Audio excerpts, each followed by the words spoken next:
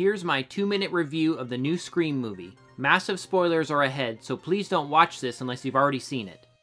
I love the entire opening scene. It was really well done and started things off strong. Roger Jackson as the Ghostface voice continues to be amazing. He is so important to the success of this series. The original returning characters are great, and Dewey really shines here.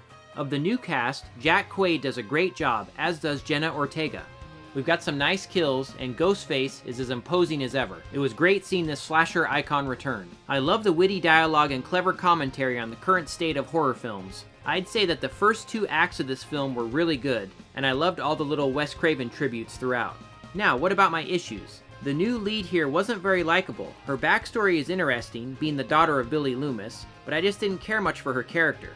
Also, Billy Loomis almost comes off as a good guy in this, at least in hallucination form. It's kinda weird.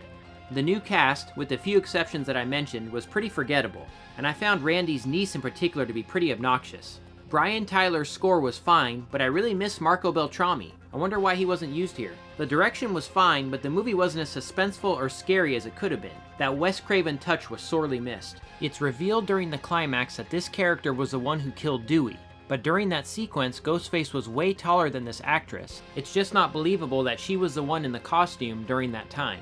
Also, I understand that the makers wanted to show that Jenna Ortega's character was a fighter, but she's literally stabbed multiple times in the intro, is stabbed through the hand, and has her ankle broken. And yet by the end of the movie, she's up on crutches beating the crap out of the killers. What is she, Rambo?